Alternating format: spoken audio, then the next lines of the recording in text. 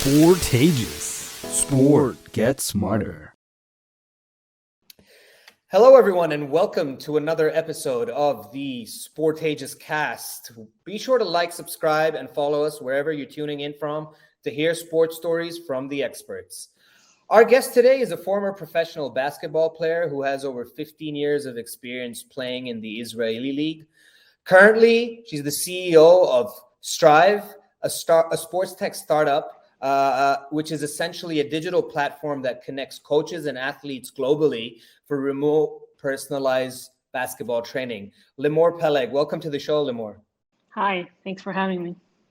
It's great to have you here, Limor. And look, I just want to before we get into STRIV3 and start talking about that in detail and all the awesome stuff that you're doing on the startup front, tell me a little bit about your basketball career. What got you into the sport? And how has it, I guess, been like post-sports career? Well, actually, it all started with my mom.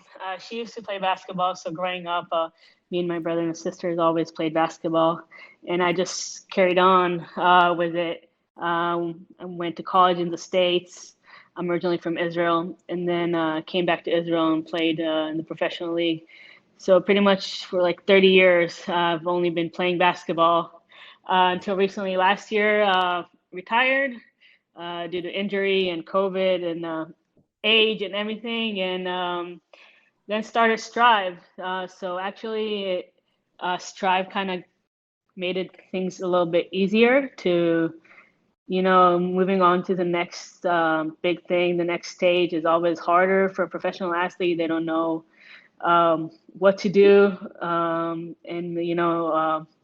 kind of like cover that void, the big one.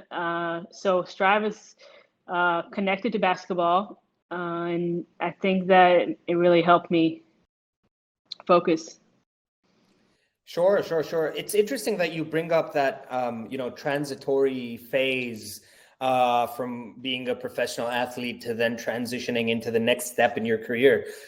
Can you tell me a little bit about what that experience was like, and then how STRIV3 sort of came to being? Because obviously that's often challenging for a lot of athletes that, they set themselves up, they've given their life to that particular sport that they compete in, and then, the career's done, and what's the next step? If you haven't prepared necessarily, it can be quite difficult. So tell me a little bit about that transition and what it's been like to, obviously launch STRIV3 and how it sort of fell in place for you. Yeah, so for me, I've always been a business person. I studied that in college, and I opened a restaurant here and managed it and owned it for a while. So I've always wanted to do my own thing, kind of. And after I finished playing, I got an offer to coach. So I did that for a little bit in the professional league, and then I had this idea of, and once COVID started, it just made it even to be a stronger idea, because you couldn't really meet anyone, and everything remote became so big, jobs and seeing people only remotely. And so I thought that if I could have, I was looking for ways to train for myself and for players, and I couldn't do it because I didn't have any structure or anything to do. I didn't know what to do. I would just go out under my house because you couldn't go anywhere and shoot, but it didn't really get me anything. So I was thinking about what a platform could change that, and that's how I came up with STRIV3. Sure. What was the what did you get at the restaurant? It was a sushi restaurant. Oh, okay, awesome. Are those commonplace over there? Do you get a lot of sushi, or has it become more of a thing recently? It became really popular here. It's kind of like an everyday thing now to go eat sushi. Yeah. It's not anything. Yeah. And you're obviously a fan. Yes. Fantastic. Look, so Limor, STRIV3, what's it all about? What is your focus? Obviously personalized basketball training, but please elaborate on it a little bit. Take it away. Yeah. So our major differentiation from between other apps out there is that we wanted to make it as in person as it is, but remote. That means that we wanted to make it personalized. A coach and a player talking. The coach asks what the player wants and needs, and creates a personalized practice plan on our platform. He then sends it to the player. The player does a practice while recording it on our app. We added AI features to capture stats and correct some mistakes, and then send it back to the coach. The coach will review it, and that way he can keep monitoring him and progress him in the next practice. And our main thing is making it remotely, so it's going to save time for both coaches and players. Coaches can expand their player base because they don't have to do 5 practices in person a day. They can do 10 practices in an hour from their home. And so does a player. Personal training is very expensive. The player can choose the best coach for them, no matter where they're located geography wise, like in the world, not only in the States. And then they can do it and pay less and train more. So it's kind of win-win for both player and coach. Sure. And if I'm not mistaken, there's also an AI component to a couple of different things in the app. Can you tell me how that works? From my very minimal knowledge, it's on the coaching front, but also on the front of the player. And how exactly does the backend, or essentially what is it that someone will experience when they go on to STRIV? What's the process? Just walk me through that. So other than the AI, the process is very simple. You sign up, you browse, you search for a coach that looks good for you and your needs and your money, location, time, everything. And once you find him, he sends you a practice. The coach's side, they just put all their practices, videos, and explanations on make practice slides that are saved on the app. So it will save them time. They don't have to always upload new drills. They just need to make and modify to each player. So the AI component comes in once a player starts a practice. When he records it, the AI will capture all his stats. That means, like, if he needs to shoot 20 times from each position, it will see how much he made from each position, how much he missed, where he was better from right side, left side, threes, twos. And then at the end of the practice, the player will get his stats, but also the coach will get his stats. So the coach can look at it and also see where he needs to be better, but also create some gamification between some of his players. It's going to be a leadership board and everything. About the reviewing process, we want to make it easier for the coach so he doesn't have to sit there and watch 30, 40, 50-minute practice. What we're going to do is add an AI component that we're going to target some of the things that we want, like if your hand wasn't up, if your eyes weren't up, if your knees weren't bent, if any movement that you did wasn't as good as the coach wanted it, it will automatically target it and send back to the coach with like a red flag in that moment that the player did it. So it will be easier for him to correct the mistakes and faster. Yeah, wow. Okay. And I guess in terms of, you mentioned that you've recently launched, if I'm not mistaken, and what are some of the markets that you're catering to at the moment? Is it specific to a particular region? Are you getting users from different places? How does it work? Yeah, so we're starting in the United States, where there's over 20 million youth basketball players, and about over 65% of them hire personal coaches and train. So we're going to start there. Also, our startup is based there. My co-founder is there, and some of my other team. And what we're recently launched to the App Store, but only as a pilot, meaning that we're still testing it out internally with some coaches and players that we know, just until we get some feedback and correct our things that don't work. But we're aiming to launch it and put payment and put everything on and make it worldwide within like a month or two. Right. Okay. And for everyone watching and listening, wherever you are, be sure to go down to the description or the caption and follow all of Strive's pages, social media platforms, and also Limor, which will be in the description or caption wherever you are. Limor, so this, like you said, the foundation of Strive comes from COVID and remote working. How has that sort of impacted your launch?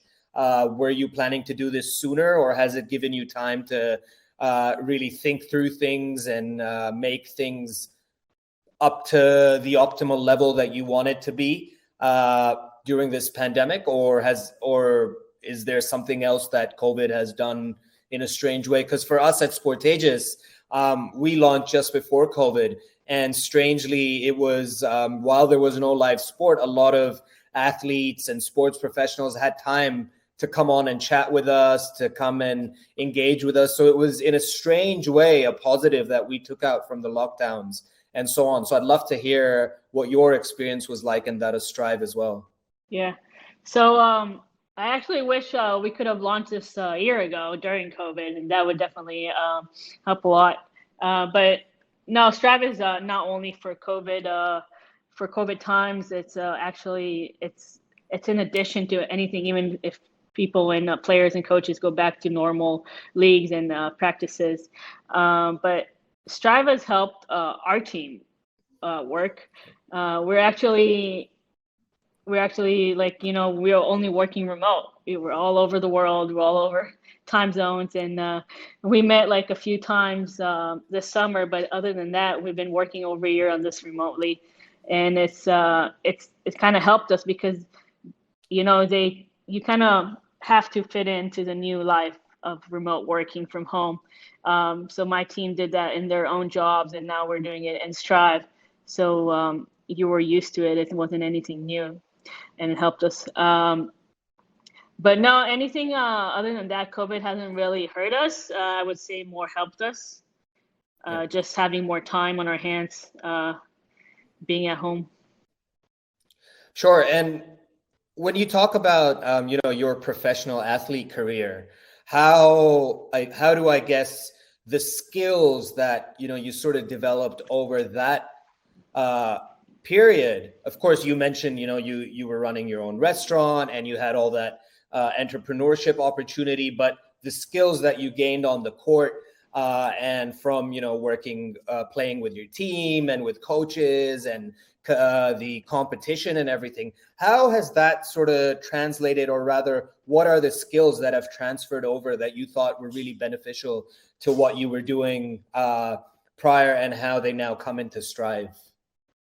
Yeah, so my position was always point guard, mostly team captain as well. So I always had kind of like in me to lead a team, to call out the instructions, the directions of the plays, everything.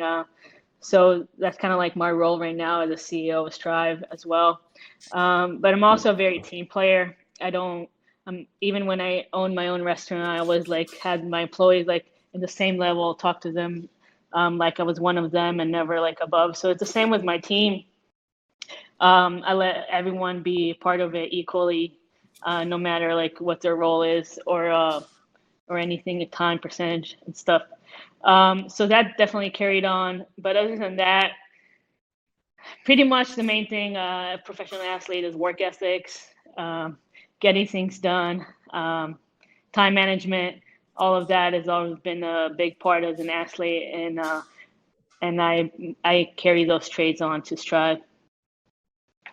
Yeah, absolutely. And no doubt, I think that a lot of people often, although things are changing, they wonder, how can this sort of match with that? You develop so much skill experience that it's always transferable. And I think you've got the delegation right up there. You know what you're doing on that front.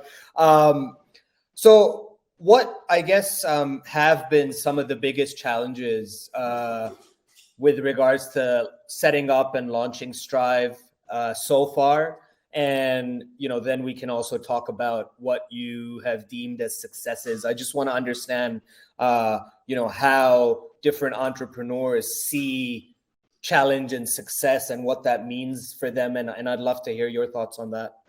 So our main challenge has been Money. I mean, we're bootstrapped till now, so we're just paying ourselves on we made it to an app, a launch in the App Store without anything, without any funding or anything.